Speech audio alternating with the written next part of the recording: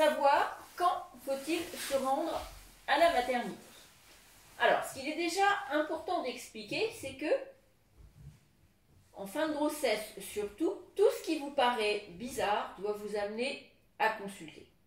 En règle générale, on retrouve un petit peu toujours la même chose chez les dames, à savoir qu'on ne doit pas perdre de sang en fin de grossesse, on doit sentir son bébé bouger tous les jours, on ne doit pas perdre de liquide, on ne doit pas avoir de violents maux de tête, on ne doit pas avoir de barre au niveau de l'estomac. Toutes ces petites choses qui ne sont pas comme d'habitude doivent vous amener au moins à passer un coup de fil si vous ne voulez pas vous déplacer tout de suite. Maintenant, à partir du moment où vous êtes proche de votre terme pour nous, ça veut dire qu'à partir du moment où vous êtes à 37 semaines d'aménorrhée, 37 semaines d'aménorrhée, c'est 8 mois plus une semaine, votre bébé peut venir au monde. Peut venir au monde, ça ne veut pas dire qu'il doit venir au monde. Si la grossesse dure 41 semaines, c'est aussi pour quelque chose. Mais on considère qu'à partir de 37 semaines, la majeure partie des bébés vont pouvoir s'adapter de façon très correcte à la vie extra-utérine. Le travail peut se manifester chez vous de plusieurs façons. On peut, par exemple, perdre les os sans avoir de contraction. Quand on perd les os, on a un écoulement soit très conséquent, soit minime à chaque fois que vous allez avoir une augmentation de pression dans l'utérus, d'un liquide qui est incolore, inodore et qui ressemble à de l'eau.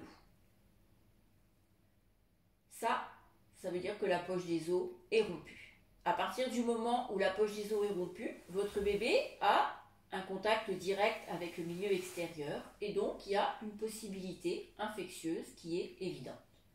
Donc nous, on vous conseille, à partir du moment où la poche des os est percée, de venir à la maternité de façon à ce qu'on vérifie que tout aille bien chez votre bébé, qu'il n'y ait pas de signes infectieux chez vous et qu'au monitoring, le bébé présente un rythme cardiaque correct.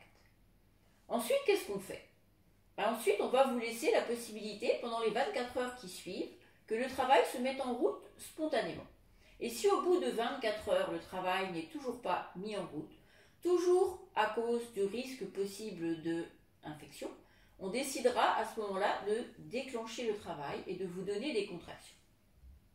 Deuxième possibilité, vos contractions commencent de façon très irrégulière au départ, et puis, tout doucement, vous allez rentrer dans une certaine régularité avec des contractions qui, si elles sont peu douloureuses au départ, vont finir par acquérir une certaine intensité douloureuse qui va évoluer par paliers. À partir du moment où la poche des os est intacte, que vous ne perdez pas de liquide, que vous ne perdez pas de sang, vous allez pouvoir rester chez vous, gérer vos contractions. Jusqu'à quand ?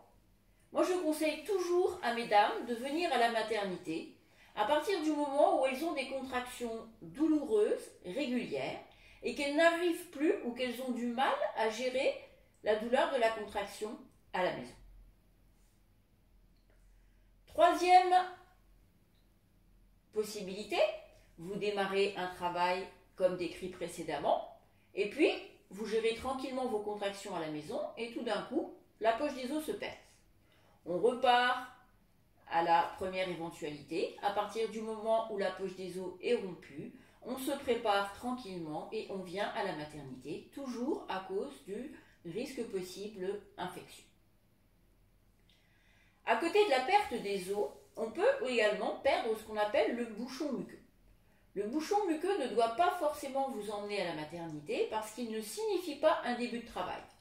On peut perdre le bouchon muqueux en plusieurs fois, on peut le perdre une quinzaine de jours avant d'accoucher, comme la veille de l'accouchement. Donc ça n'a pas d'indication à venir à la maternité. Le bouchon muqueux, c'est quoi ? Le bouchon muqueux, c'est un ensemble de glaires, un peu opalescentes, voire parfois un peu marron, mais qui ne sont pas du tout liquides. À côté de ça, on peut aussi également avoir en fin de grossesse des pertes blanches très liquides. Mais comme son nom l'indique, la perte blanche, elle a une couleur blanche et ce n'est donc pas du liquide amniotique. Qu'est-ce qu'on peut perdre aussi en fin de grossesse ? Eh bien des urines. Effectivement, on vous demande de boire beaucoup. Il n'est pas rare qu'en fin de grossesse, le périnée soit un petit peu moins tonique qu'avant et qu'à l'occasion d'un éclat de rire, d'une toux, d'un éternuement, on perde quelques gouttes d'urine. Alors pour faire la différence entre du liquide amniotique et des urines, c'est pas compliqué. On met le nez sur la culotte. Et forcément, les urines, même si elles sont diluées, vont malgré tout avoir une odeur d'urine que le liquide amniotique n'a absolument pas. Au moindre doute, je vous conseille malgré tout, si vous êtes hésitante, de venir faire un tour à la maternité plutôt que de passer à côté de quelque chose. S'il n'y a pas de problème, c'est pas grave, on vous renverra à la maison sans aucun souci.